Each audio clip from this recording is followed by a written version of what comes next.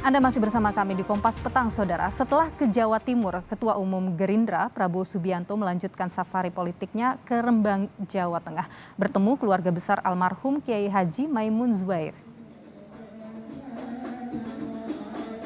Saat tiba di Pondok Pesantren Al-Anwar Rembang, Prabowo ditemui putra almarhum Kiai Haji Maimun Zubair. Prabowo mengatakan kedatangannya untuk silaturahmi Lebaran. Prabowo menjelaskan selama ini dekat dengan keluarga besar almarhum Kiai Haji Maimun Zubair.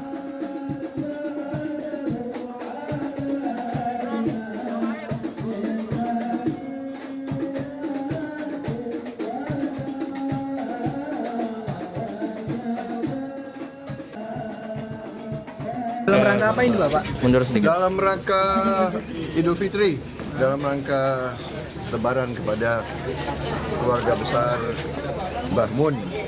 Saya merasa sangat dekat sama Mbah Mun dan keluarganya. Assalamualaikum. Gus Naji dan semuanya.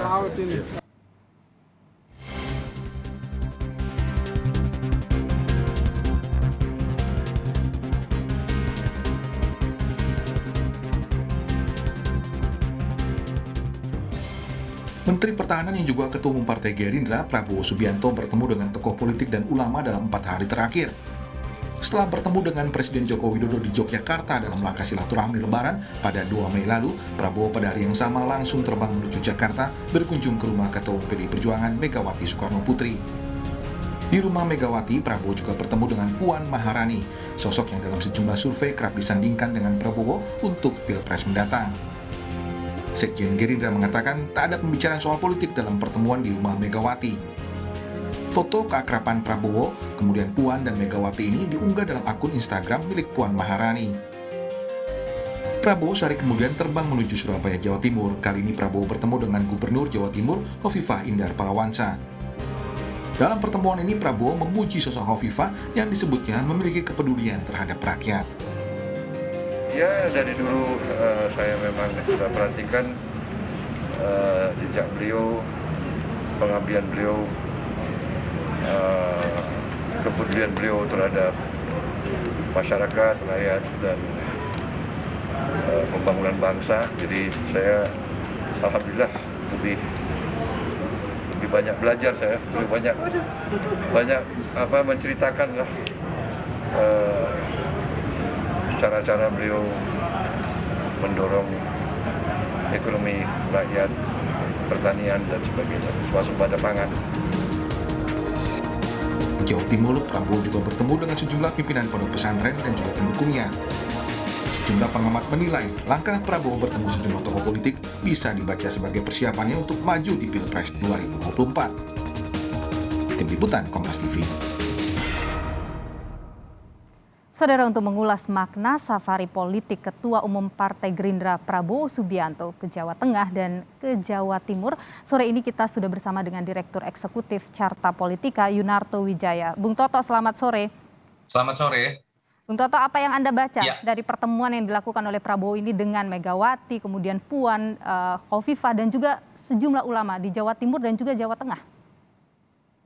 Iya, kalau penjelasan dari Bung Dhanil Anzar, jubirnya kan kemarin setahu saya sebatas silaturahmi momen Lebaran ya. Tapi kalau mau dimaknai secara politik, terlepas apapun motifnya, memang ini yang dibutuhkan oleh Pak Prabowo ketika beliau katakanlah memang betul ingin maju di 2024. Karena apa yang hilang dalam beberapa tahun terakhir setelah beliau menjadi Menteri Pertahanan adalah panggung nasional yang menempatkan beliau menjadi tokoh politik. Kenapa? Kegiatan sebagai Menhan itu minim sisi elektoralnya ya, berbeda dengan kepala daerah. Dia dalam era pandemi, kepala daerah itu bisa berbicara baik treatment, tracing, testing, apapun itu, karena generalis. Menjadi Menhan itu sangat segmented, sektoral. Siapa sih yang mengerti mengenai isu-isu pertahanan hanya kalangan tertentu. Sehingga kemudian tidak mengherankan ketika kita tahu dalam hampir setahun terakhir kan pembicaraan mengenai 2024 memang menunjukkan the election comes very early, dan ketika beliau tidak memposisikan dirinya banyak kegiatan sebagai Ketua Umum Gerindra, beliau akan ketinggalan. Terlihat dari beberapa rilis survei lembaga seperti Carta Politika, Indikator, SMRC yang menempatkan bahkan sekarang Prabowo sudah di peringkat kedua di bawah Ganjar Pranowo, sehingga mau tidak mau salah satu cara yang harus dilakukan adalah safari atau kegiatan politik dengan menggunakan identitasnya sebagai Ketum Gerindra, bukan hanya sebagai Menhan. Oke, tapi kenapa Jawa Tengah dan Jawa Timur? Kalau saya melihatnya sederhana ya, ini menggunakan pendekatan klasik, Jawa adalah kunci.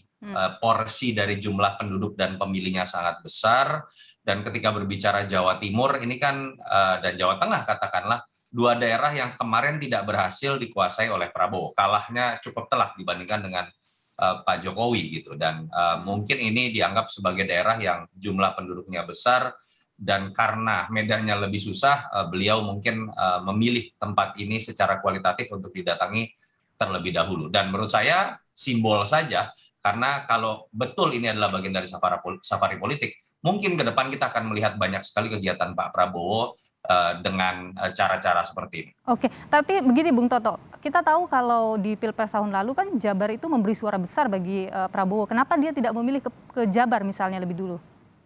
Terkaan saya mungkin setelah ini akan ke Jabar juga ya. Jadi kalau dilihat dari Jawa Timur, kemudian ke Jawa Tengah, mungkin saja habis ini akan ke Jawa Barat. Jadi pendekatan klasik ketika melihat Jawa adalah kunci utama dari proses pemenangan. Dan kalau pertanyaannya adalah sebenarnya yang tepat ke arah mana sih dan ke basis masa mana sih Prabowo harus bergerak sebagai seorang bakal calon presiden, menurut saya malah lebih baik beliau berbicara mengenai menggrab kembali basis masa pemilih yang pernah didapatkan. Yang menariknya adalah di sini kebetulan basis masa yang dulu dimiliki oleh Prabowo selama 2 pemilu adalah basis masa yang berseberangan dengan Pak Jokowi. Itu yang menurut saya harusnya bisa dilakukan pertama kali, karena lebih mudah merangkul basis masa lama yang pernah bersandingan dibandingkan menciptakan basis masa baru. Jadi kalau teori dan pendekatan itu yang digunakan, mungkin beliau habis ini akan pergi ke Sumatera dan Kalimantan. Bu Toto, kalau melihat pertemuan Prabowo dengan Puan Maharani, bagaimana Anda melihat ini? Apakah ini memang sinyal menguatkan bahwa Prabowo akan bersama dengan Puan di Pilpres 2024? Saya termasuk yang melihat dengan kacamata berbeda ya, ketika banyak yang mengkaitkan bahwa Gerindra dengan PD Perjuangan akan bisa bersanding karena pernah ada sejarah peristiwa batu tulis, perjanjian batu tulis. Dulu juga Ibu Mega pernah bersanding dengan Pak Prabowo sebagai capres-cawapres. Saya tetap melihat peluangnya malah sangat kecil. Karena buat saya tidak masuk dalam logika pendekatan kekuasaan. PD Perjuangan yang disurvei kita tahu jauh angkanya, 2 kali lipat dibandingkan dengan Gerindra, itu kemudian harus mengalah menjadi cawapres saja. Sementara di sisi lain, saya juga melihat Pak Prabowo tidak mungkin menempatkan dirinya menjadi cawapres. Beliau kapasitasnya adalah capres. Problemnya adalah berbenturan dengan bargaining politik yang sulit untuk dilakukan ketika Gerindra misalnya suaranya sampai nanti 2024 kalah dengan PD Perjuangan. Pendekatan ini secara pendekatan kekuasaan menurut saya sulit buat dua partai ini bertemu dalam puzzle yang klop gitu. Oke, kalau pertemuannya dengan Khofifah dan kemudian memuji Khofifah, apa yang Anda lihat?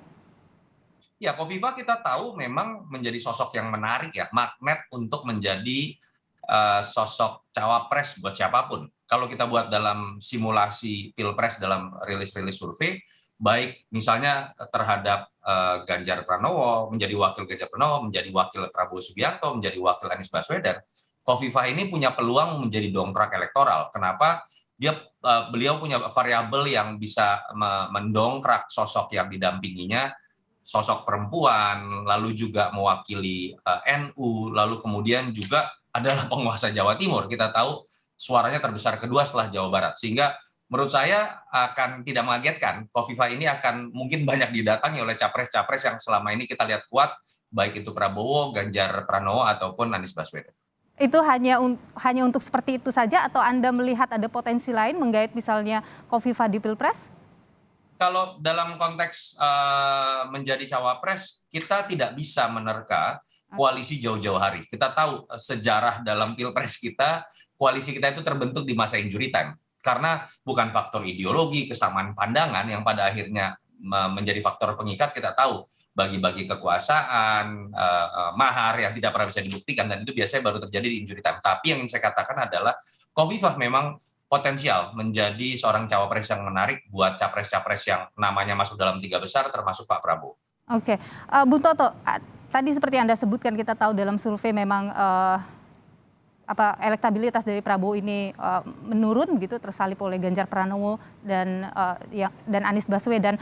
Apakah kemudian dengan safari politik yang dilakukan Prabowo ke Jatim dan juga Jateng kali ini akan mampu menaikkan elektabilitasnya? Iya, kalau dalam survei sebenarnya Pak Prabowo masih nomor 2 ya, Mas Anies masih agak jauh di bawah. Tapi memang sudah tersalip dengan Ganjar Pranowo. Dan itu yang mungkin menyebabkan Pak Prabowo kalau mau berspekulasi ya, kenapa datang ke Jawa Timur dan Jawa Tengah, itu daerah basisnya Ganjar Pranowo. Jadi kalau bicara dari si persinggungan suara, memang itu adalah basis suara Ganjar Pranowo. Sementara kalau Sumatera, Kalimantan itu basis bergesekannya suara Mas Anies dengan Pak Prabowo. Apakah akan berpengaruh dalam 1-2 pertemuan? Tidak bisa, karena biasanya konsolidasi dan perebutan suara pemilih secara langsung harus dilakukan dalam berbagai kegiatan, dalam beberapa pertemuan, dan tidak cukup hanya dengan munculnya sosok capresnya semata. Tapi sebagai sebuah simbol, saya pikir ini akan berpengaruh kepada jaringan politik yang dimiliki oleh Pak Prabowo dalam 2 pemilu sebelum, lalu relawan yang sekarang terbentuk termasuk kerja politik dari pengurus daerah Gerindra, ketika katakanlah kandidatnya sudah sampai ke daerah itu kan biasanya sebuah kode bahwa pengurus di daerah itu harus bekerja, relawan di daerah itu harus mulai melakukan kerja politik. Jadi biasanya efeknya baru akan terasa dalam beberapa waktu ke depan. Oke, Prabowo perlu untuk datang mengulang lagi ke sana? Tentu saja ya, karena Jawa Timur berapa lama butuh waktu untuk kabupaten kota. Mendongkrak. Ya, sebetulnya kan baru kita masih berbicara 22 bulan lagi ya, sehingga saya melihat sudah pasti Pak Prabowo mungkin akan 5 kali lebih akan datang ke Jawa Timur, apalagi masa kampanye baru akan memberikan implikasi yang besar. Tapi yang paling penting adalah ini kan simbol utama bahwa Pak Prabowo sepertinya serius maju, menjawab keraguan beberapa pihak yang mempertanyakan beliau akan maju atau tidak. Dan minimal ini akan membuat konsolidasi di antara pengurus Gerindra, kader Gerindra, dan relawan Pak Prabowo itu hidup kembali. Oke, selain safari politik seperti ini, apa yang harus dilakukan Prabowo untuk menaikkan kembali elektabilitasnya? Ya, Pak Prabowo kan sebetulnya punya 2 modal ya, 2 identitas. Yang pertama beliau adalah Menhan, pembantu presiden. Yang kedua beliau adalah ketua umum Gerindra. Ini keleluasaan yang tidak dimiliki oleh banyak sosok lain ya menjadi capres gitu. Ketika menjadi Menhan, kita tahu tadi sektoral, segmented. Mungkin yang harus dilakukan saat ini adalah memperbanyak kegiatan, memperbanyak statement sebagai ketua umum Gerindra. Karena kalau menjadi ketua umum Gerindra, beliau bukan hanya berbicara mengenai bisa berbicara mengenai isu pertahanan, beliau bisa berbicara mengenai semua isu, semua sektor, dan itu adalah sebuah kampanye yang baik ketika beliau memang punya niat maju untuk menjadi capres. Sekarang ada di Jawa Tengah, menurut Anda dia akan bertemu dengan Ganjar Pranowo juga? Saya pikir akan lebih berhati-hati ya pastinya, paling tidak di sisi Mas Ganjarnya. Atau kenapa? Dari sisi Pak Prabowo-nya juga, karena Ganjar kan adalah kader dari PDI Perjuangan, dan kita tahu sampai sekarang belum jelas PDI Perjuangan akan mencalonkan siapa. Saya pikir akan ada kehati-hatian dari Pak Prabowo dengan Mas Ganjar juga. Jadi saya lihat peluangnya tetap lebih kecil untuk bertemu dengan 2 sosok ini dibandingkan dengan keluasan bertemu dengan Khofifah atau misalnya ketika bertemu nanti dengan Anies Baswedan atau Ridwan Kamil yang memang tidak berpartai. Oke, selain sudah di Jawa Tengah, mungkin nanti ke Jawa Barat, perlu kemana lagi untuk menggait suara? Ya, kalau berbicara mengenai prasyarat, mengenai mengambil kembali basis atau ceruk yang pernah dimiliki Pak Prabowo dari 2 pemilu, Pak Prabowo ini sangat kuat di Sumatera, di beberapa provinsi di Sumatera, lalu kemudian juga di Kalimantan dan Sulawesi. Saya pikir itu basis massa yang dimiliki oleh Pak Prabowo, dan tadi kita sudah bicarakan bahwa peluangnya lebih mudah untuk datang ke daerah-daerah yang pernah dikuasai dan beliau pernah menang. Sekedar tampil saja, menghidupkan romantisme sejarah, saya pikir peluang Pak Prabowo untuk menaikkan elektabilitas di daerah tersebut juga muncul kembali. Kita lihat kemana lagi perjalanan Prabowo Subianto dalam safari politiknya kali ini. Bung Yunarto Wijaya, Direktur Eksekutif Carta Politika, terima kasih sudah berbagi informasi di Kompas Petang, Kompas TV. Sehat selalu.